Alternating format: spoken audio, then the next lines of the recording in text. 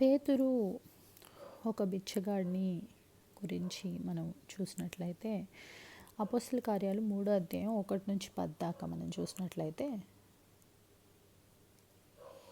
పగలు 3 గంటలకు ప్రార్థనా కాలమున పేతురును యోహానును దేవాలయమునకు ఎక్కి వెళ్ళుచుండగా, పుట్టినది మొదలుకొని కుంటివాడైన ఒక మనుష్యుడు మోసుకొని పోబడుచుండెను.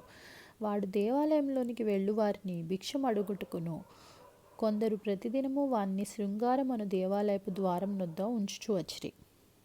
పేతురును యోహానును దేవాలయంలో ప్రవేశింపబోనప్పుడు వాడు చూచి భిక్షం అడుగగా, పేతురును యోహానును వానిని తేరి చూచి మా తట్టు చూడుమనిరి. వాడు వారి యొద్ద ఏమైనా దొరుకునని కనిపెట్టుచు వారి యందు లక్ష్యముంచెను. అంతటా పేతురు, వెండి బంగారములు నా యొద్ద లేవు గాని నాకు కలిగినదే నీకు ఇచ్చుచున్నాను.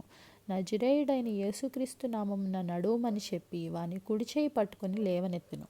వెంటనే వాడి పాదములను చీలమండలను బలం పొందెను. వాడు దిగ్గున లేచి నడిచెను. నడుచుచు గంతులు వేయుచు దేవుని స్తుతించుచు వారితో కూడా దేవాలయంలోనికి వెళ్ళెను.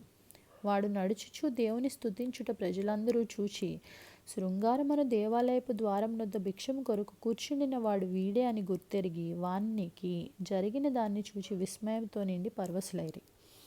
అలా కుంటివాడిని ఎలాగా బాగు చేశాడు, అలా బిచ్చగాడిని పేతురు అనే దాని గురించి మనం ఇక్కడ అపోస్తల కార్యాలు 3వ అధ్యాయం 1-10 దాకా చూడొచ్చు. ఇప్పుడు చాలామంది అబద్ధ ప్రవక్తలు అలా కూడా ఆశ్చర్యకార్యాలు చేస్తున్నట్టు, లేకపోతే ఇలాంటి సూచక్రియలు చేస్తున్నట్టు మనం చాలామంది అబద్ధ ప్రవక్తలని కూడా చూస్తూ ఉంటాము, టీవీలో కానీ బయట కానీ అలాగా.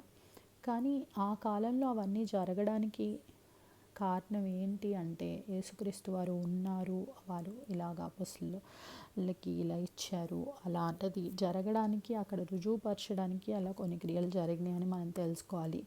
అంతేకాని మనం ఇలా దాన్ని బేస్ చేసుకుని, మనకి బైబిల్లో ఉన్న దాన్ని బేస్ చేసుకుని ఇప్పుడు జరిగే అబద్ధ ప్రవక్తల్ని మనం నమ్మకూడదు. మనం నిజంగా దేవుని యందు విశ్వాసం ఉంచి బైబిల్లో ఉన్న దాన్ని చదివి తెలుసుకుని అంతవరకే మనం నమ్మాలని తెలియజేస్తున్నాను.